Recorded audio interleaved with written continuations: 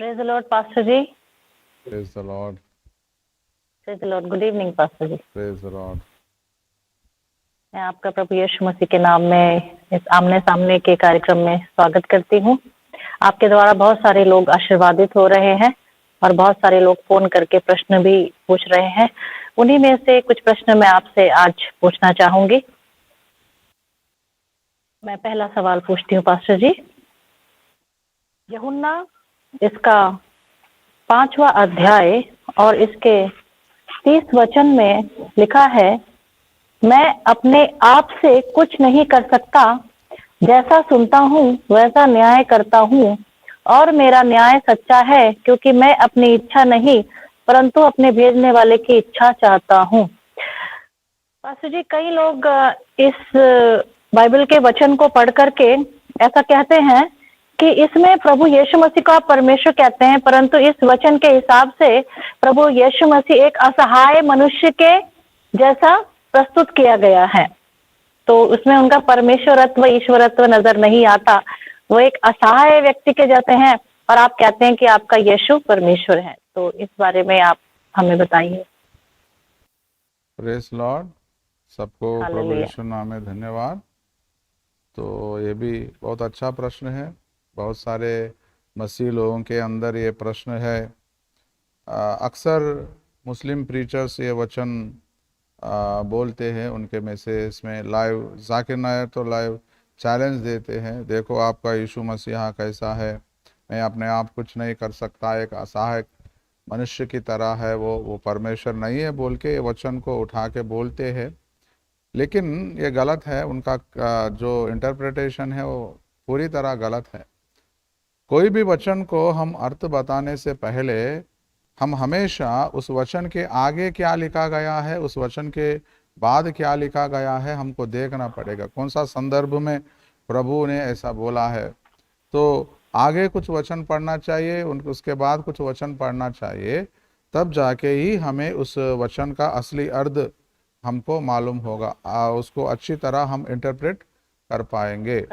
तो ये क्या करते हैं, कौन सा संदर्भ में प्रभु ऐसा बोला है, ये नहीं देखते। वो लोग डायरेक्ट यूहन्ना सुसमाचार 5वां अध्याय 30वां वचन पे आ जाते हैं।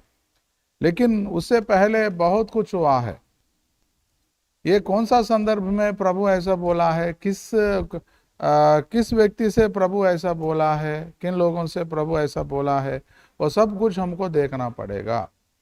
ये यूहन्ना सुसमाचार 5वां अध्याय में हम देखते हैं कि एक व्यक्ति 38 साल से बीमार है। वो बेतसैदा के पास वो है। आप देखिए 5वां अध्याय में 2 वचन, यरूशलेम में बेड़ फाटक के पास एक कुंड है जो इब्रानी भाषा में बेतसैदा कहलाता है। उसके 5 ओसारे हैं। इसमें बहुत से बीमार, अंधे, लंगड़े और सूखे अंग वाले पानी के हिलने की आशा में पड़े रहते थे। उधर एक 38 साल से, ये 5वां वचन, वहां एक मनुष्य था जो 38 वर्ष से बीमारी में पड़ा था। तो उस व्यक्ति के पास यीशु आता है, उस व्यक्ति को प्रभु चंगा करता है। 38 साल से वो बीमार पड़ा हुआ है। प्रभु पूछता है तू चंगा होना चाहता है क्या? हाँ। तो प्रभु उसे बोलता है, देखिए 9th वर्स में, वह मनुष्य तुरंत चंगा हो गया और अपनी काट उठाकर चलने फिरने लगा। तो जिस दिन प्रभु इसको चंगा किया वो सब्त का दिन है। 10वां वचन देखिए, वह सब्त का दिन था, इसलिए यहूदी उससे जो चंगा हुआ था कहने लगे, आज तो सब्त का दिन है, तुझे खाट उठाना उचित नहीं है। वो खाट उठा के चल रहा था। तो यहूदी लोग सब्त का दिन मनाते हैं, है ना जी। तो विश्राम का दिन मनाते हैं, सब्बात मनाते हैं। तो इस जो 38 साल से बीमार है वो चंगा हो गया, उससे पूछ रहे हैं, बोल रहे हैं, आज तो सब्त का दिन है, तुम्हें खाट नहीं उठाना चाहिए, तुम इसको क्यों उठाए हो बोल के उससे प्रश्न पूछे। तो वो जवाब देता है, जिसने मुझे चंगा किया है उस व्यक्ति ने मुझे खाट उठा के चलने के लिए बोलता है। तो फिर वापस पूछते हैं वो लोग, किस व्यक्ति ने आपको चंगा किया है? तो उसको नहीं मालूम है वो यीशु बोल के, लेकिन बाद में उसको पता चलता है। तो फिर वापस आके यहूदी लोगों से बोलता है, यीशु मसीहा ने मुझे चंगा किया है। तो देखिए, एक हीटेड आर्गुमेंट होता है, एक वाद विवाद होता है यहूदी लोगों को और यीशु मसीहा के बीच में। एक हीटेड आर्गुमेंट होता है, वाद विवाद होता है। उस संदर्भ में प्रभु ऐसा बोला है। इस आपका प्रश्न का उत्तर देने से पहले हमको यहूदी लोगों और यीशु मसीहा के बीच में जो आर्गुमेंट हुआ है उसको हम गौर से देखना पड़ेगा, है ना जी।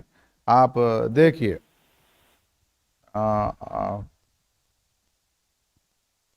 16th वर्स, इस कारण यहूदी यीशु को सताने लगे क्योंकि वह ऐसे काम सब्त के दिन करता था।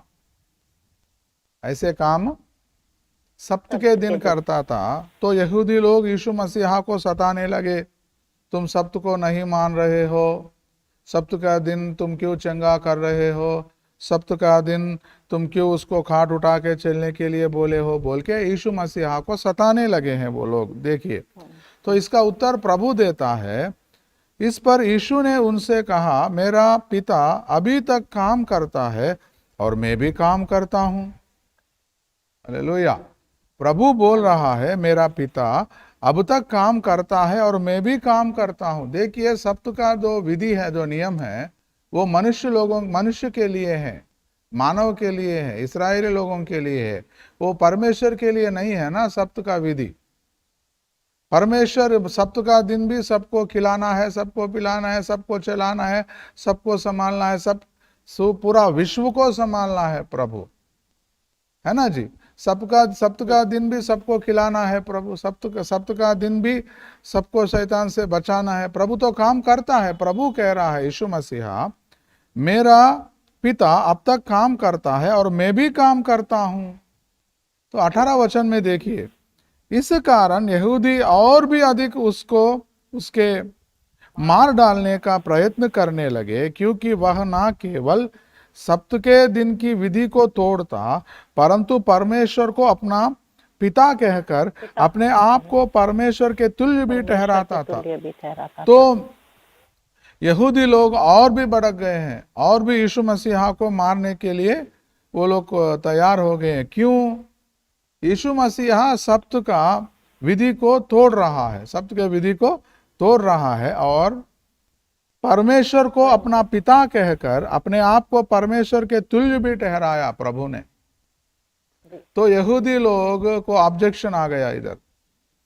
यीशु मसीहा परमेश्वर को अपना पिता कह रहा है ना जी। मेरा पिता अब तक काम करता है। तो Jesus is addressing God as his father. यीशु मसीहा परमेश्वर को अपना पिता कह रहा है। तो इनको ऑब्जेक्शन आ गया है, तुम कैसे परमेश्वर को अपना पिता कहते हो बोल के वो लोगों को ऑब्जेक्शन आ गया है। इसलिए और भी मारने के लिए, और भी सताने के लिए वो लोग कोशिश कर रहे हैं, तैयार हो गए हैं। इस संदर्भ में दिस इज द कॉन्टेक्स्ट। ये जो भी इस वचन को यहोवा विटनेस होने दीजिए या मुस्लिम लोग होने दीजिए, इस कॉन्टेक्स्ट वो भूल जाते हैं, बाजू में रखते हैं। They don't want to read the entire scripture. पूरा पढ़ने के लिए वो लोग तैयार नहीं है।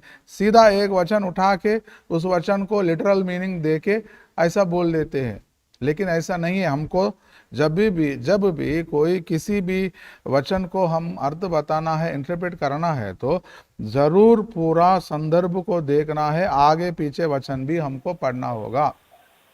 इसलिए मैं कोई भी जवाब आपको देता हूं तो आगे पीछे वचन पढ़ के ही आपको देने की कोशिश करता हूं। थोड़ा समय लगेगा, लेकिन जब हम सीखते हैं तो अच्छी तरह हमको सीखना है। अगर आगे आके कोई भी प्रश्न पूछेगा तो उनको प्रश्न का जवाब हम देना चाहिए ना। हम हमेशा तैयार रहना चाहिए, प्रभु का वचन बोल रहा है। तो देखिए, इस संदर्भ में यहूदी लोग सोचने लगे यीशु मसीहा अपने आप को परमेश्वर के तुल्य बना रहा है। वो लोग ऐसे ओपिनियन में आ गए हैं, अभिप्राय में आ गए हैं कि Jesus is declaring himself as separate God. अपने आप को परमेश्वर से अलग एक प्रत्येक परमेश्वर अपने आप को ठहरा रहा है, तुल्य बना रहा है। He is declaring himself as separate God बोल के उन लोगों के मन में अभिप्राय आया है। तो इस पर देखिए 19th वर्स, आप इस पर यीशु ने उनसे कहा, इस पर बोले तो ऊपर वाले वचन कह रहा है कि यहूदी लोग गलत फहमी में आ गए हैं। यहूदी लोग दे मिसअंडरस्टूड जीसस। सो इस पर बोले तो यहूदी लोगों की गलत फहमी पर यीशु ने उनसे कहा, मैं तुमसे सच सच कहता हूं, पुत्र आपसे कुछ नहीं कर सकता, केवल वह जो पिता को करते देखता है, क्योंकि जिन जिन कामों को वह करता है उन्हें पुत्र भी उसी रीति से करता है। तो यहूदी लोगों के अंदर जो गलत फहमी उत्पन्न हुआ है, उस गलत फहमी को प्रभु क्लियर कर रहा है। मैं अपने आप कुछ नहीं कर रहा हूं, लेकिन मेरा पिता जो काम कर रहा है वही काम कर रहा हूं। मैं मेरे पिता से अलग नहीं हूं, मैं मेरे पिता से एक हूं, मैं पिता से अलग नहीं हूं। मैं जो मेरा पिता, देखिए, पुत्र आपसे कुछ नहीं कर सकता, केवल वह जो पिता को करते देखता है, क्योंकि जिन जिन कामों को वह करता है उन्हें पुत्र भी उसी रीति से करता है। Jesus wants to clarify them that, प्रभु उनको क्लैरिटी देना चाहता है कि मैं कुछ अपने आप कुछ नहीं कर रहा हूं। मैं जिन चीजों को यीशु मेरा पिता को देख रहा हूं, जो काम वो कर रहा है, मेरा पिता जो काम कर रहा है वही कामों को मैं कर रहा हूं और उसी रीति से मैं करता हूं बोल रहा है। मैं एक प्रश्न आपसे वापस पूछता हूं। एक असहायक मनुष्य, can a helpless human being claim like this, talk like this? जैसा मेरा पिता जिन जिन कामों को वह करता है उन्हें पुत्र भी उसी रीति से करता है। उसी रीति से बोले तो जैसा परमेश्वर कर रहा है, उस अधिकार से, उस महिमा से, है ना जी। एक असहायक मनुष्य ऐसा कह सकता है क्या? Can an helpless human being say like this? Even a prophet also cannot say like this. Normal prophet cannot say like this. एक साधारण नबी भी ऐसा नहीं कह सकता, क्योंकि पिता परमेश्वर जो काम कर रहा है उसी रीति से अगर एक व्यक्ति को काम करना है तो उसको परमेश्वर होना चाहिए। परमेश्वर का अधिकार, परमेश्वर का शक्ति, परमेश्वर का ज्ञान, परमेश्वर का महिमा और किसी को कैसे आएगा, है ना जी। उसी रीति से करता हूं, उसी रीति से। We have to emphasise this, उसी रीति से। जैसा परमेश्वर काम कर रहा है उसी रीति सब काम बोल रहा है। Everything which my father does, सब काम, है ना जी। जिन जिन कामों को वह करता है उन्हें पुत्र भी जिन जिन कामों को, जिन जिन काम। तो हमें एग्जाम्पल भी प्रभु दे रहा है अच्छी तरह। नीचे वचन को हम यदि पढ़ेंगे, एक दो उदाहरण भी प्रभु दे रहा है, एग्जाम्पल भी अच्छी तरह प्रभु दे रहा है। देखिए आप 21st वर्स। जैसा पिता मरे हुओं को उठाता और जिलाता है, वैसा ही पुत्र भी जिन्हें चाहता है उन्हें जिलाता है। हालेलुया। हालेलुया। एक असहायक मनुष्य कैसे मुर्दों को जिलाएगा जी? हो सकता है क्या? नहीं। एक असहायक मनुष्य, यदि जाकिर नायक के अनुसार या मुस्लिम प्रीचर्स के अनुसार या जेहोवा विटनेस के अनुसार यीशु मसीहा एक असहायक मनुष्य है, तो कैसा एक असहायक मनुष्य मुर्दों को फिर से जिला सकता है ना जी। We will read that verse once again, 21st verse. जैसा पिता मरे हुओं को उठाता और जिलाता है, वैसा ही पुत्र भी जिन्हें चाहता है उन्हें जिलाता है। आमेन, है ना जी। यीशु मसीहा मरे हुओं को फिर से जिलाने वाला है। ये काम केवल परमेश्वर ही कर सकता है, कोई एंजल या कोई नबी, कोई असहायक मनुष्य नहीं कर सकता। Jesus is claiming that he is God. जो मेरा पिता कर रहा है, जो परमेश्वर कर रहा है, वो मैं भी कर सकता हूं बोल के क्लैरिटी दे रहा है इधर प्रभु, है ना जी। मुर्दों को जिलाता है। आप यदि कुरान में देखेंगे तो हमको कुरान चैप्टर नंबर 22:7 में हमको देखने को मिलेगा। स्क्रीन पे आप देख सकते हैं, chapter number 22 7th verse. According to Quran देखिए, and that they may know that the hour is coming, no doubt about it, and that Allah will resurrect those in the graves. According to Quran, Allah is going to resurrect. Allah is going to resurrect. So Jesus is claiming that he is going to resurrect. Hallelujah.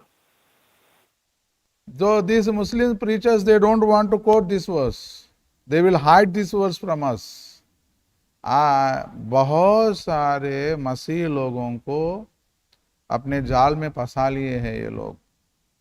अपने मसीह लोग भी अच्छी तरह Bible नहीं पढ़ते हैं, Bible को नहीं समझते हैं, ऐसे इमोशनल बन जाते हैं। कोई भी एक स्पीच सुन लेते हैं जाकिर नायक का या किसी का भी सुन लेते हैं और उसके आगे पीछे वचन नहीं देखते हैं, उनके जाल में फंस जाते हैं। बहुत सारे लोग यीशु में से हट गए हैं। Jesus is saying that I am going to resurrect the dead, है ना जी? Yes. हाँ, तो आप देखिए और भी देखिए इधर इन वर्स 25 आप पढ़िएगा नीचे तो। मैं तुमसे सच सच कहता हूँ, वह समय आता है और अब है जिसमें मृतक परमेश्वर के पुत्र का शब्द सुनेंगे और जो सुनेंगे वे जिएंगे, है ना जी। मृतक जो मुर्दे हैं वो यीशु मसीहा का वचन बात शब्द सुनेंगे और जिएंगे। 26th वर्स भी, क्योंकि जिस रीति से पिता अपने आप में जीवन रखता है, उसी रीति से उसने पुत्र को भी यह अधिकार दिया है कि अपने आप में जीवन रखे। हालेलुया। यीशु मसीहा अपने आप में जीवन रखता है। He is alive by himself, अपने आप में जीवन रखता है। मैं पिता से कम हूं बोल के नहीं बोल रहा है इधर। जैसा मेरा पिता है वैसा मैं ही भी हूं। जैसा मेरा पिता काम करता है उन सब कामों को मैं उसी रीति से करूंगा बोल के बोल रहा है ना जी। फिर वापस इधर आएंगे हम 22nd वर्स, यही अध्याय में यूहन्ना सुसमाचार चैप्टर 5 22nd वर्स पढ़ेंगे जी। पिता किसी का न्याय नहीं करता, परंतु न्याय करने का सब काम पुत्र को सौंप दिया है। हाँ, तो न्याय करने वाला कौन है? यीशु मसीहा है न्याय करने वाला। यीशु मसीहा। यदि हम कुरान में देखेंगे तो चैप्टर नंबर 22:56 स्क्रीन पे आप दे सकते हैं। चैप्टर नंबर 22:56 में एज पर कुरान देखिए, all sovereignty that day is for Allah, he will जज between them, so they who believed and did righteous deeds will be in the gardens of pleasure. Allah is going to जज as per Quran. तो इधर यीशु claim कर रहा है कि मैं पिता किसी का न्याय नहीं करता, परंतु न्याय करने का सब काम पुत्र को सौंप दिया है। पुत्र को यीशु मसीहा ही सबका न्याय करने वाला है। बाइबल में हम देखेंगे भजन संहिता चैप्टर 9, साम्स चैप्टर 9 7 to 8। भजन संहिता इसका 9 अध्याय 7 और 8। परंतु यहोवा, पढ़िएगा, परंतु यहोवा सदैव सिंहासन पर विराजमान है, उसने अपना सिंहासन न्याय के लिए सिद्ध किया है। हाँ। और वह आप ही जगत का न्याय धर्म से करेगा। वह देश देश के लोगों का मुकदमा खराई से निपटाएगा। यहोवा पिसे हुओं के लिए ऊंचा गढ़ ठहरेगा, वह संकट के समय के लिए भी ऊंचा गढ़ ठहरेगा। है ना जी। 9:7 to 9 इधर परंतु यहोवा सदैव सिंहासन पर विराजमान है उसने अपना सिंहासन न्याय के लिए सिद्ध किया है और वह आप ही जगत का न्याय धर्म जगत से का करेगा। न्याय धर्म से वह देश करेगा, देश के लोगों का मुकदमा खराई से निपटाएगा, है ना जी। निपटाएगा। आमीन। जेहोवा इज गोइंग टू जज। न- तो नया नियम में यीशु क्या क्या क्लेम कर रहा है? पिता, जेहोवा विटनेस, दे कि ऑलवेज से दैट, क्या दे यीशु मसीहा पिता से कम है, is also a created being बोल के बोलते हैं। लेकिन वचन क्या कह रहा है? पिता, पिता किसी का भी न्याय नहीं करेगा। नहीं करेगा। तो भजन संहिता चैप्टर 9 7 to 8 वर्स में हमको यहोवा देखने को मिल रहा है। ये कौन है? यीशु मसीहा ही है। This is Jesus himself. Hallelujah. आप जोएल की पुस्तक में आइएगा। जोएल की पुस्तक में ये समय यहोवा विटनेस और मुस्लिम लोगों को, दोनों को ये जवाब देना चाहता हूँ मिलके, क्योंकि उनके मन में ये डाउट होता है। Always they raise the objection regarding this. Joel chapter 3 12th verse पढ़िएगा। जोएल 3 अध्याय और इसका 12 वचन। हाँ, जाति जाति के लोग उभर कर चढ़ जाएं और यहोशापात की तराई में जाएं, क्योंकि वहां मैं चारों ओर की सारी जातियों का न्याय करने को बैठूंगा। है ना जी। परमेश्वर ही सब लोगों का न्याय करने वाला परमेश्वर है। लेकिन यीशु मसीहा क्या क्लेम कर रहा है इधर? वो एक असहायक मनुष्य कैसे सब लोगों का न्याय कर सकता है?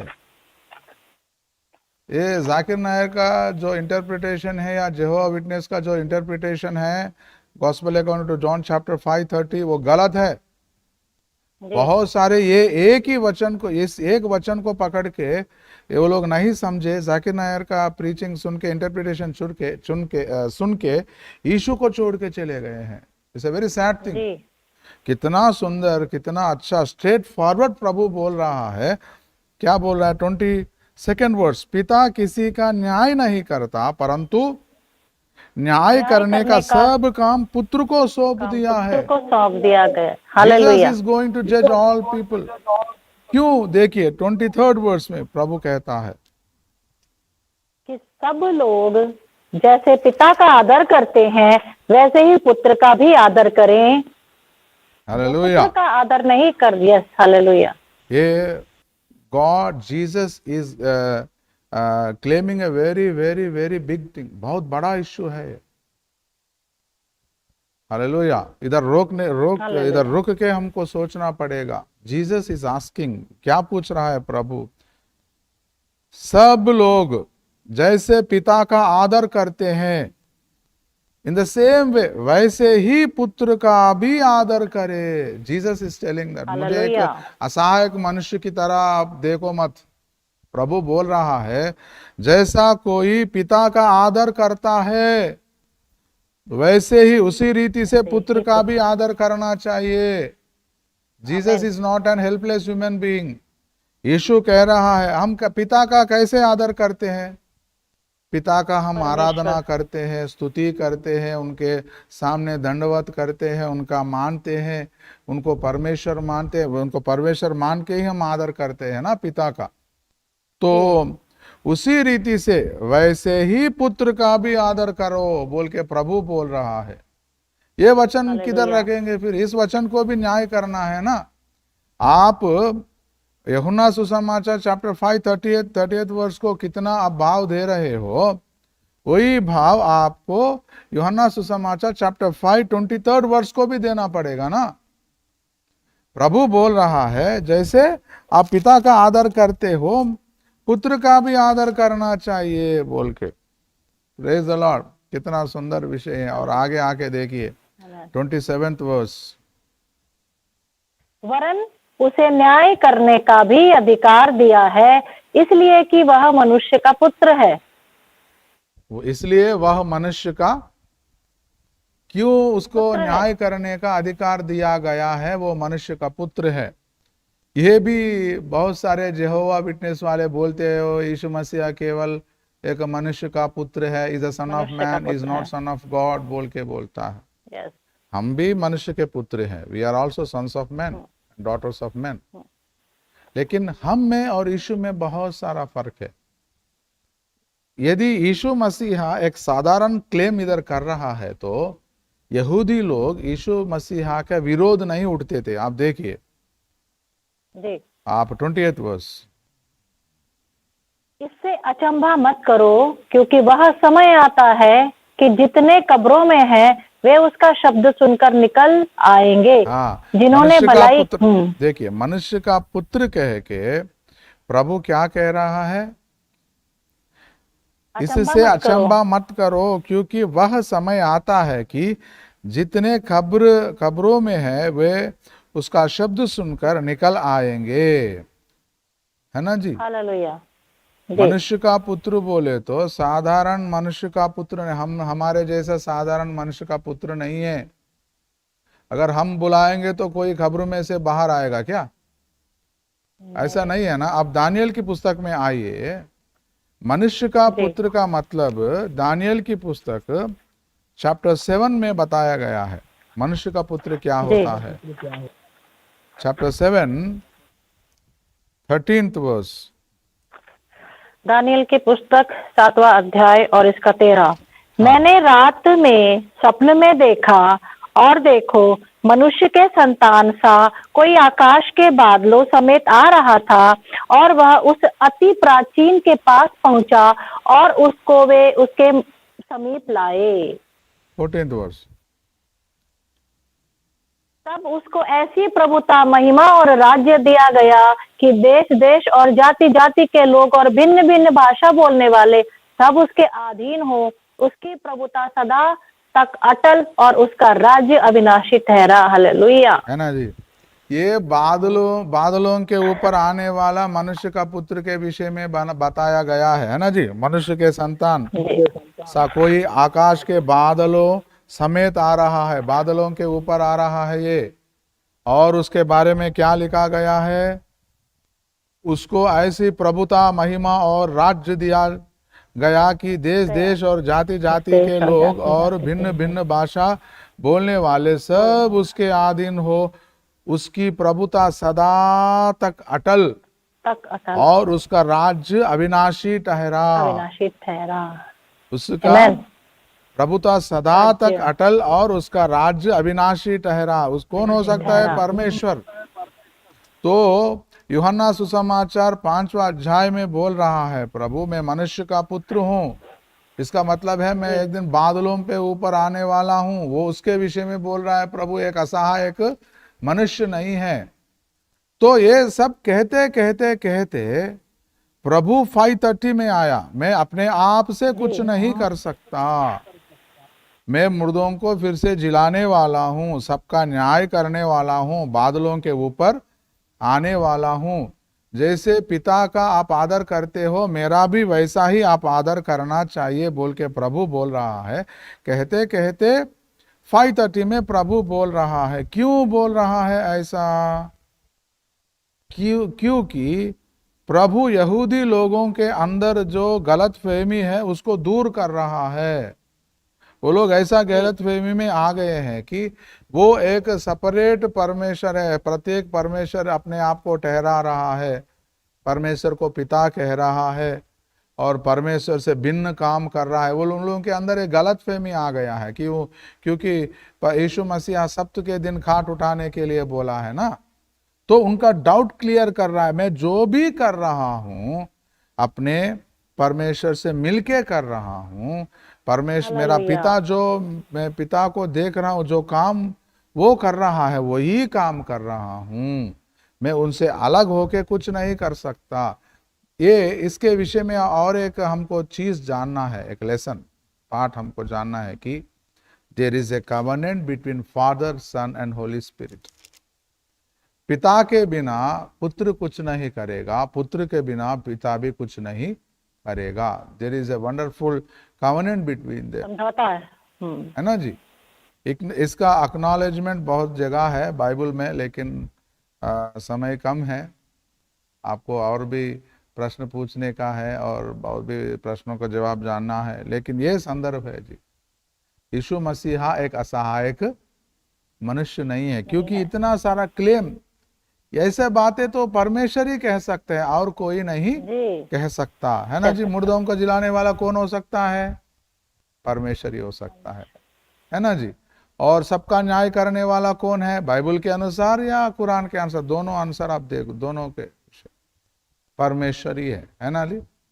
तो दिस इज द आंसर, ये उत्तर है जी। परमेश्वर अपने आप, यीशु मसीहा असहायक मनुष्य में हूं बोल के नहीं बोल रहा है, मैं परमेश्वर के तुल्य हूं। मैं परमेश्वर को जैसे आप आदर करते, पिता को जैसे आप आदर करते, उसी रीति से मुझे भी आदर करो बोल के बोल रहा है। मुझे भी वो अधिकार है बोल के बोल रहा है। मैं मनुष्य का पुत्र हूं, बादलों के ऊपर आने वाला हूं, ऐसा। हालेलुया। बहुत सुंदर वचनों के सहायता से आपने इस गलतफहमी जो है उसको दूर किया है। थैंक यू पास्टर जी।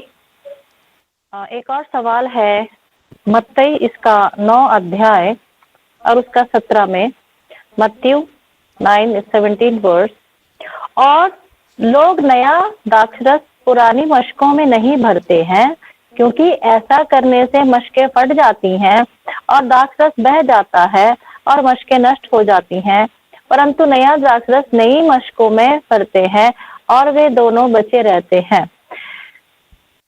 ये वचन का आप हमें अर्थ समझाइएगा। प्रेज द कई लॉर्ड। लोग अलग अलग तरह से इसको बताते हैं।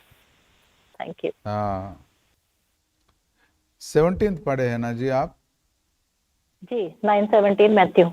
16 भी पढ़ेंगे तब हमको अच्छी तरह और भी समझ में आएगा। जी, कोरे कोरे कपड़े का पैबंद। पढ़िएगा, जी थैंक यू सो मच। पढ़िएगा। कोरे कपड़े का पैबंद पुराने वस्त्र पर कोई नहीं लगाता, क्योंकि वह पैबंद उस वस्त्र से कुछ और खींच लेता है और वह अधिक फट जाता है। प्रभु ने ये विषय, जी प्रभु ने इस विषय को हमको समझाने के लिए 2 उदाहरण बताए, 2 दृष्टांतों को प्रभु बताया है। जी तो ये बहुत ही इंपॉर्टेंट होगा, बहुत ही महत्वपूर्ण विषय होगा हमको जानने के लिए, है ना जी। लगातार प्रभु एक के पीछे एक 2 दृष्टांत प्रभु बताया है, because God wants us to understand this thing. प्रभु चाहता है कि हम अच्छी तरह इस बात को समझे, इसलिए प्रभु लगातार 2 दृष्टांतों का प्रभु ने इस्तेमाल किया है, प्रभु ने बताया है। इसका संदर्भ कॉन्टेक्स्ट क्या है कि यूहन्ना के चेले यीशु मसीहा के पास आते हैं और पूछते हैं। 14th वर्स में आप देखिए, तब यूहन्ना के चेलों ने उसके पास आकर कहा, क्या कारण है कि हम और फरीसी इतना उपवास करते हैं पर तेरे चेले उपवास नहीं करते? हाँ, यीशु ने उनसे कहा, क्या बाराती जब तक दूल्हा उनके साथ है शोक कर सकते हैं? पर वे दिन आएंगे जब दूल्हा उनसे अलग किया जाएगा, उस समय वे उपवास करेंगे। तो ये कॉन्टेक्स्ट है जी। यूहन्ना के बपतिस्मा देने वाले यूहन्ना के चेले यीशु मसीहा के पास आके पूछते हैं, हम तो बहुत उपवास रखते हैं, लेकिन आपके चेले उपवास क्यों नहीं रखते? तो उनको उत्तर दे रहा है प्रभु। देखिए, कुछ लोग एक अलग अलग टीचिंग का आदत पड़ जाती है, उनका शिक्षाओं का आदत पड़ जाती है। जैसे कि for example if you go out and go for evangelisation, अब हम किसी को सुसमाचार बताने के लिए बाहर जाते हैं, वो हिंदू भाई हो या मुस्लिम भाई हो, उनको जब हम सुसमाचार पढ़ाते हैं तो कुछ लोग सुसमाचार को स्वीकार करते हैं, प्रभु में आ जाते हैं। लेकिन कुछ लोग ऐसे भी होते हैं कि वो लोग सुसमाचार का स्वीकार नहीं करते। वो लोग बोलते हैं हमारे दादा परदादाओं के समय से इतने हजारों सालों से हम इस देवी देवताओं का पूजा करते हुए हम आ रहे हैं, और अब तुम आके एक नया परमेश्वर का विषय में तुम बोल रहे हो, तो हम अपने आप को क्यों बदले, हम अपने आप को बदलने के लिए तैयार नहीं है बोल के वो लोग बोलते हैं। ऐसा अन्य जाति वालों में ऐसा होता है अक्सर। मसीह जगत में भी ऐसा ही होता है। कुछ लोग गलत शिक्षा में रहते हैं, उस शिक्षा का आदत हो जाती है उनको। यदि हम जाके उन लोगों को ठीक करने की कोशिश करते हैं, बाइबल के वचन में से उनको सही शिक्षा सिखाने की कोशिश करते हैं, तो वो लोग क्या करते हैं, वो लोग बहाना बनाते हैं। वो लोग बोलते हैं हम पहले से ही मसीह लोग हैं। उनको आदत हो गई है, उस शिक्षा की आदत पड़ चुकी है उनको। वो पुराने मशकों की तरह है वो लोग। वो बोलते हैं हम सीएसआई वाले हैं, हम सीएनआई वाले हैं, हम बैप्टिस्ट वाले हैं, हम ब्रदरन वाले हैं, हम पेंटकोस्ट वाले हैं, हम एब्रोन वाले हैं, हम सिलोन पेंटकोस्ट वाले हैं, हम हमारा डिनोमिनेशन ये है, हमारा चर्च ये है, हमारा टीचिंग ये है, हमारा शिक्षा ये है, हम पहले से ही क्रिश्चियन हैं, हम ओरिजिनल क्रिश्चियन हैं, हम लूथरन्स हैं। लूथरन्स अपने आप को ओरिजिनल प्रोटेस्टेंट्स कहते हैं, because Martin Luther was the person to start the protest against Catholics. So हाँ, वो लोग लूथरन्स बोलते हैं हम पहले से हम ओरिजिनल क्रिश्चियंस है। वो लोग कहते हैं, ऐसा क्लेम करते हैं, बोलते हैं, लेकिन वो लोग ये नहीं देखते हैं कि जो मुझे वचन पढ़ाने की कोशिश कर रहा है, जो मुझे सच सिखाने की कोशिश कर रहा है, वो वचन बाइबल में है कि नहीं, नहीं देखते वो लोग। वो लोग बोलते हैं हम पहले से ही मसीह लोग हैं, हम हमारा डिनोमिनेशन ये है, हमारा चर्च ये है, हमारे पास इतना प्रॉपर्टी है, वो है, ये है, सब ऐसे कहते हैं। लेकिन जो हम वचन सुन रहे हैं, जो शिक्षा सुन रहे हैं, वो बाइबल में ऐसा है या नहीं है, वो नहीं देखते वो लोग। तो इन लोगों को आदत हो गई है, they are habituated to one kind of teaching, one kind of doctrine, and they don't want to correct themselves. मेरे पास एक बुजुर्ग महिला आई थी, आंटी जी आई थी। वो उन्होंने बोल रही थी, बेटा मैंने सुना आप अच्छी तरह वचन पढ़ाते हो, अच्छी तरह आप वचन सिखाते हो, मैंने बहुत सारे लोगों से सुना है, तो मैं आपसे वचन सीखना चाहता हूँ बोल के वो मेरे पास आई। उन्होंने बोली, बेटा मैं अपना नोट्स लेके आऊँगा, पेन लेके आऊँगी, और आपके सामने हर रोज़ आके मैं आपके सामने बैठ के वचन सीखूँगी बोल के उसने कहा। तो मैं भी खुश हो गया। इट्स वेरी अच्छी विषय है ना, अगर कोई व्यक्ति वचन सीखने के लिए आगे आ रहा है तो अच्छा विषय, ठीक है आंटी जी मैं आपको वचन सिखाऊंगा बोल के। She belongs to main line church. आप नॉर्थ इंडिया में सीएनआई बोलते हो, सीएसआई चर्च की है उन्होंने। तो मुझे मालूम है वो लोग इन्फेंट बैप्टिज्म देते हैं, स्प्रिंकलिंग बैप्टिज्म देते हैं वो लोग, इन्फेंट बैप्टिज्म देते हैं वो लोग। तो मैं जानता हूँ infant baptism is not biblical. जो बैप्टिज्मा लेना चाहता है तो उसको मन फिराने का अनुभव होना चाहिए, कम से कम एक बार प्रभु के साथ बैठ के विनती करने का अनुभव होना चाहिए, परमेश्वर के ऊपर विश्वास होना चाहिए, है ना जी। प्रभु क्या कहता है, जो विश्वास करता है और बपतिस्मा लेता है उसका उद्धार होता है, उसी का उद्धार होगा। विश्वास विश्वास करना है, बपतिस्मा लेना है, मन फिराने का अनुभव भी होना है। अलग अलग वचन उनको सब सिखाया मैंने, सब 1 घंटा 2 घंटा उनके मन में जो जो क्वेश्चन है उन्होंने मुझे पूछी, दोबारा बपतिस्मा लेना अच्छा नहीं है ना, बपतिस्मा एक ही है ना, उसके बारे में भी प्रभु ने प्रेरित पौल ने एक ही बपतिस्मा एक ही बोल के एफेसियंस को बोला था। लेकिन प्रेरितों की पुस्तक चैप्टर 19 में वही एफेसियंस को प्रभु ने प्रेरित पौल ने दोबारा बपतिस्मा, सब प्रश्नों का उत्तर मैंने उनको दिया है। लेकिन उसके बाद वो आंटी जी कभी भी मेरे ओर नहीं देखी, कभी भी फिर वापस नहीं आई, फिर वापस आके वचन पढ़ाओ बोल के नहीं बोली। वो मेरे पास कैसे आई थी, प्रभु बेटा मैंने आपका नाम बहुत सुना, आप अच्छा वचन पढ़ाते हो, तो मुझे पढ़ना है आपसे, मैं ही नोट्स लेके आऊँगी, पेन लेके आऊँगी, हर रोज़ आपके पास आऊँगी, हर रोज़ आपके घर में आऊँगी, आपके पास बैठूँगी। देखिए जब मैं उनको वचन सिखाया, सत्य सिखाया, जो इतने दिन आप इन्फेंट बैप्टिज्म में हो वो बिब्लिकल नहीं है, बाइबल के अनुसार नहीं है, वो वचन का सारांश नहीं है, दैट इज नॉट ट्रू बोले तो एकदम से वो उठ के चले गई है। अगर मैं कभी उनका सामना करना होता है तो मैं उधर से आ रहा हूं तो इधर से वो बाजू में चले जा रही है। ऐसे लोग, उनको गलत शिक्षाओं का आदत हो गई है, वो अपने आप को करेक्ट नहीं करना चाहते हैं। बहुत सारे मसीह जगत में बहुत सारे मसीह लोग ऐसे हैं, वो अपने शिक्षा को करेक्ट करना नहीं चाहते। वो पुराने कपड़े की तरह है ना जी। नया वस्त्र को कैसे हम पुराना डालेंगे उधर? देखिए, कोरे कपड़े का पैबंद पुराने वस्त्र पर कोई नहीं लगाता। कोई टेलर ऐसा करेगा का? नहीं करेगा, क्योंकि वह पैबंद उस वस्त्र से कुछ और खींच लेता है और वह अधिक फट जाता है। और लोग नया दाखरस पुरानी मशकों में नहीं भरते।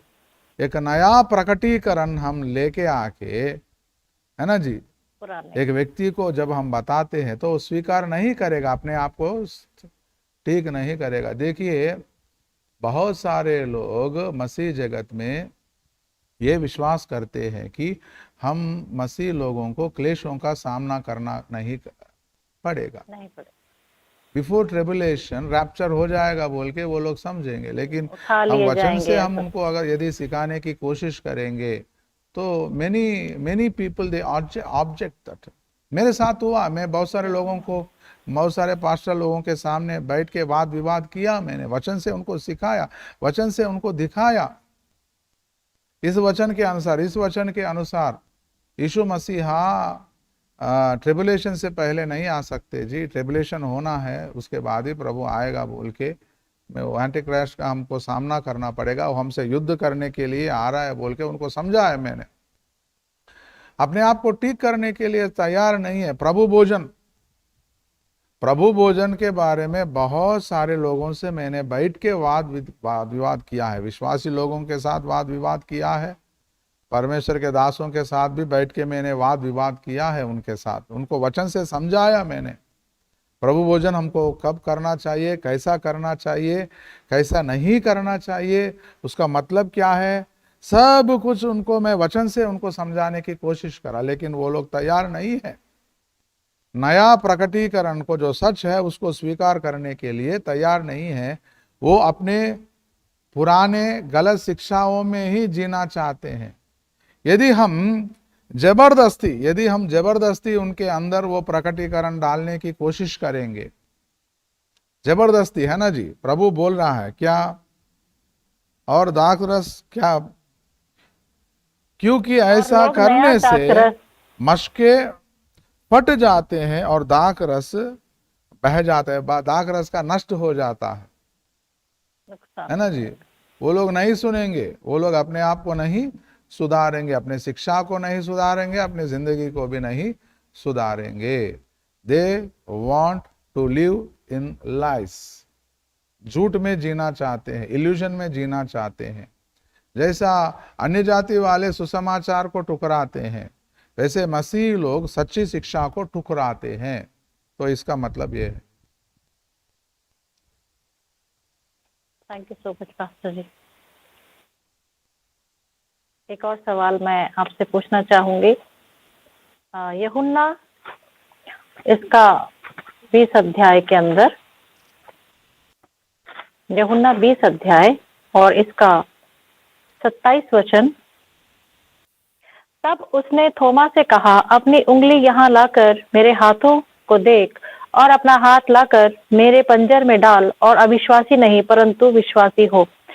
मैं ये सवाल पूछना चाहती हूँ पास्टर जी कि प्रभु यीशु मसीह को पुनरुत्थान के बाद जो महिमामय देह है, तो महिमामय देह में घाव हो सकते हैं क्या? प्रभु के तो महिमामय देह है, तो उसमें घाव क्यों छोड़े परमेश्वर ने? वो भी हील होने चाहिए। ऐसा काफी लोगों का सवाल है, तो इसका हम उत्तर जानना चाहेंगे। Thank you Lord. ये भी बहुत अच्छा प्रश्न है। देखिए, जो महिमामय देह होता है, महिमामय देह का मतलब है इट इज इनवल्नरेबल, अविनाशी देह है वो, हम उसको कुछ भी घाव नहीं दे सकते। यीशु मसीहा जब इस धरती के ऊपर अवतार हुए हैं, उतर के आए हैं, वो उनका देह महिमामय देह नहीं है वो, इसलिए वो मर गए हैं, फिर से जिंदा तीसरा दिन जी उठे हैं। इसका उत्तर हम पिछले हफ्ते दिए थे, आपको याद होगा। तो प्रभु के देह प्रभु अपने चेलों को दिखा रहा है, थॉमस को दिखा रहा है। देखो, है ना जी। आप कौन सा वचन पढ़े हैं? 20:27 यूहन्ना 20:27।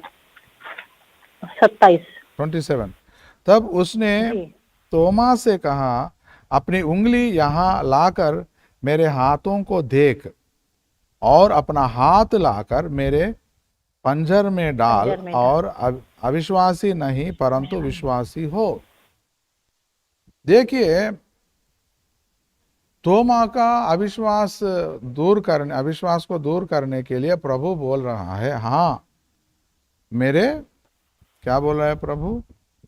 अपनी उंगली यहाँ लाकर मेरे हाथों को देख, और अपना हाथ लाकर मेरे पंजर में डाल। मेरे पंजर को। जी देखिए, महिमा देह इंग्लिश में ऐसा बोला गया है कि इनवल्नरेबल बॉडी, उसको हम घाव नहीं दे सकते। We can not injure, we can not cause any damage to that body. अगर उसको कुछ नुकसान पहुंचा सकते हैं, कुछ घाव उसको दे सकते हैं, तो वो महिमा देह नहीं होगा। लेकिन यीशु मसीहा की महिमा देह, जीसस गॉट रिजरेक्टेड, एक विनाश होने वाली देह नहीं है, महिमा देह है प्रभु का। उसमें प्रभु बोल रहा है, उसको कुछ उसके घाव का मार्क्स है, चिन्ह है, प्रभु बोल रहा है। क्यों प्रभु ऐसा होने दिया? परमेश्वर पिता परमेश्वर ने यीशु मसीहा की देह में, महिमामय देह में, जो क्रूस के ऊपर प्रभु घाव पाए हैं, उनमें से कुछ घावों को चिन्ह प्रभु रहने दिया है, क्योंकि यीशु मसीहा को पहचानने के लिए। आप आइए 2 कुरिन्थियों में चैप्टर 11, 2 कुरिन्थियों में चैप्टर 11 4th वर्स में आइएगा। 2 Corinthians chapter 11 and its 4th verse। 14th। यह कुछ अचंभे की बात नहीं, क्योंकि शैतान आप भी ज्योतिर्मय स्वर्गदूत का रूप धारण करता है ना जी। जी आप 13th वर्स भी पढ़िएगा। क्योंकि ऐसे लोग झूठे प्रेरित और छल से काम करने वाले और मसीह के प्रेरितों का रूप धरने वाले हैं। 14-15 में पढ़िएगा। यह कुछ अचंभे की बात नहीं, क्योंकि शैतान आप भी ज्योतिर्मय स्वर्गदूत का रूप धारण करता है। इसलिए यदि उसके सेवक भी धर्म के सेवकों का सा रूप धरे, तो कोई बड़ी बात नहीं, परंतु उनका अंत उनके कामों के अनुसार होगा। ज्योतिर्मय स्वर्गदूत। यह कुछ अचंभे की बात नहीं, क्योंकि शैतान आप भी ज्योतिर्मय स्वर्गदूत का रूप धारण करता है। दुष्ट भी, शैतान भी आपके सामने यीशु बन के आ सकता है। Even Satan can come before you as Jesus and he can claim that I am Jesus। वो अपने आप को यीशु कह सकता है। तो असली फिर यीशु में और इस जो शैतान है उसके पीछे हम अंतर कैसे जाने? How we can differentiate? Only through wounds of Jesus. जो शैतान हमारे सामने यीशु बन के आया है, उसके हाथों में या पैरों में किधर भी घाव नहीं होगा, मार्क्स नहीं होगा, है ना जी। लेकिन जो असली यीशु है, उसके हाथों में पैरों में घाव होगा। हमारे लिए घाव उठाया है प्रभु ने।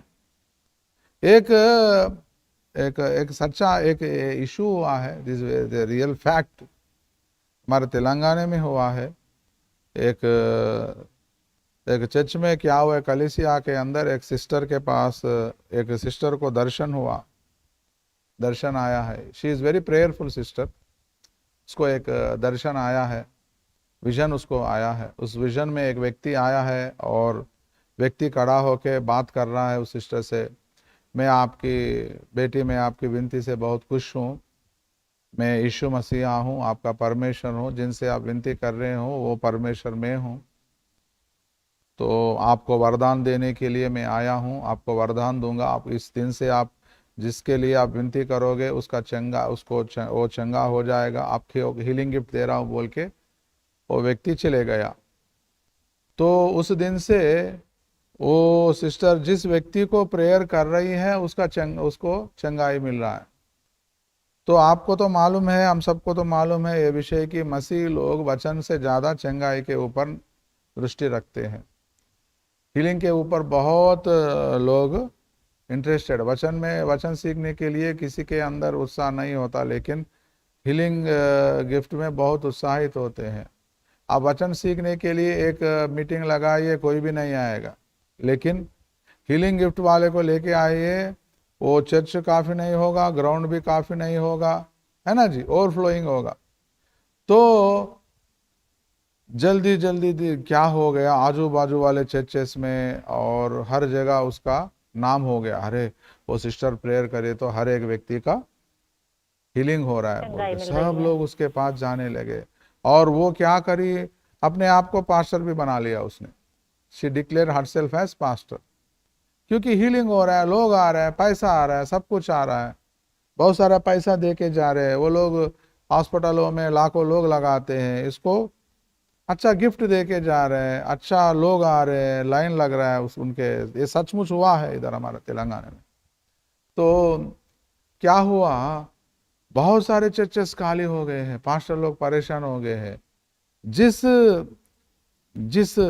चर्च का वो मेंबर है, वो पास्टर जी बहुत रोए हैं परमेश्वर के पास बैठ के, प्रभु ये क्या हो रहा है, क्यों ऐसे होने दे रहे हैं आप, क्यों लोग धोखा पा रहे हैं। वो पास्टर जी बहुत विनती कर रहे हैं प्रभु के पास बैठ के। तो प्रभु ने उस सिस्टर के पास उसको जाने के, उस पास्टर जी को जाने के लिए कहा है ना जी। तो वो पास्टर जी गए हैं, सिस्टर के पास जाके पूछे हैं, क्या सिस्टर जी आप विश्वास करते हो जो व्यक्ति आपके पास आपके आके बात किए हैं वो सचमुच का यीशु है बोल के, आपको विश्वास है क्या? वो सिस्टर जी बोली हाँ, जैसा वचन ज्योतिर्मय स्वर्गदूत के जैसा ज्योति के साथ आया है, और क्या चाहिए मुझे। इसलिए मैं जब प्रेयर कर रहा हूँ तो सब लोगों का चंगाई हो रहा है, सब लोग चंगे हो रहे हैं। तो पास्टर जी बोले इस बार जब वो व्यक्ति वापस आपके पास आएगा तो एक प्रश्न उस व्यक्ति से अब जरूर पूछना। क्या पूछना? यदि आप सचमुच का यीशु मसीहा हो, आप सचमुच में यीशु हो, तो आपका घाव दिखाओ बोल के। तो पास्टर जी चले गए हैं, ये सिस्टर जी प्रेयर में बैठी थी और वो व्यक्ति आया है, ज्योतिर्मय स्वर्गदूत की तरह वो व्यक्ति आया है।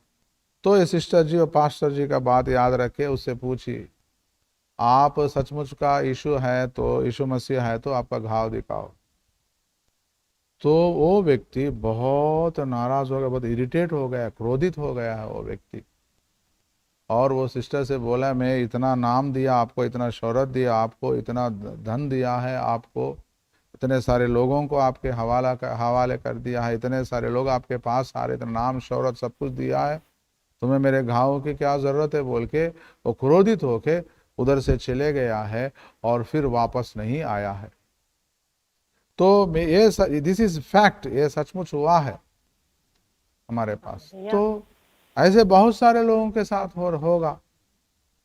तो कोई भी स्वर्गदूत आपके पास आएगा, कोई भी आपके सामने आके ठहरेगा और कोई भी यीशु बन के आएगा, तो फिर कैसे आप उसको सच्चा यीशु में और झूठा यीशु में कैसे आप अंतर जान पाओगे? How can you differentiate between real Jesus and fake one?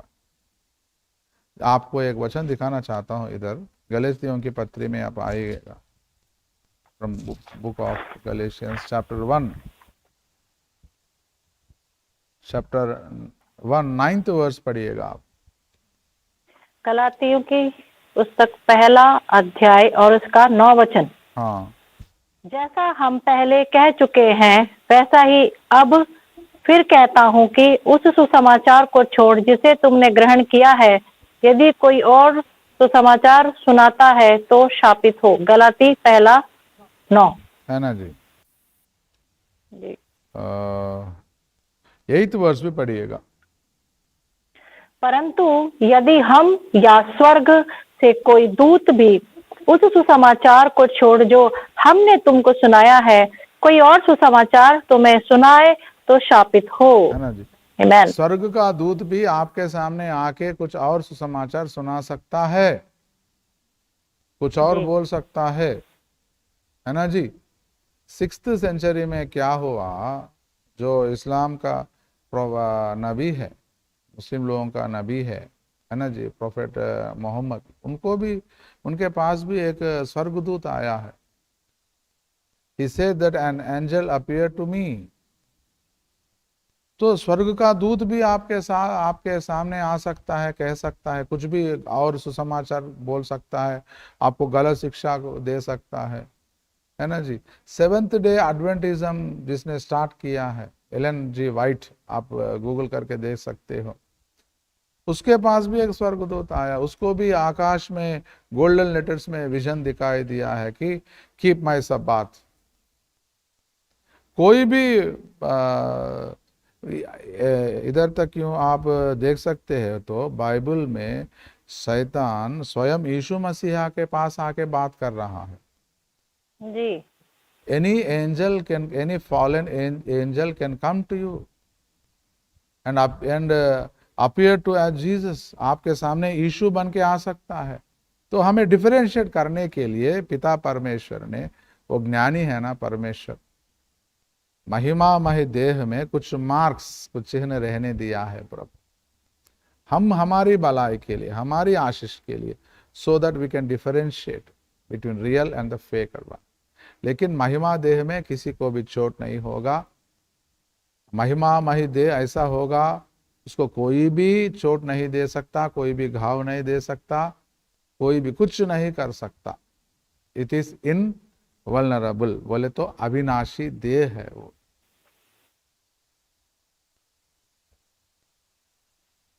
Thank you pastor जी, बहुत सुंदर रीति से आपने का जवाब दिया, सुनते जाओ ऐसा वो मन कर रहा था। Thank you so much. तो अभी मैं आपको धन्यवाद करती हूँ इन सभी सवालों के लिए। अगले बुधवार को हम फिर से मिलेंगे। तब तक के लिए बहुत बहुत शुक्रिया आपके चर्च को और सभी लोगों को गुड फ्राइडे की और ईस्टर संडे की शुभकामनाएं। Thank you pastor.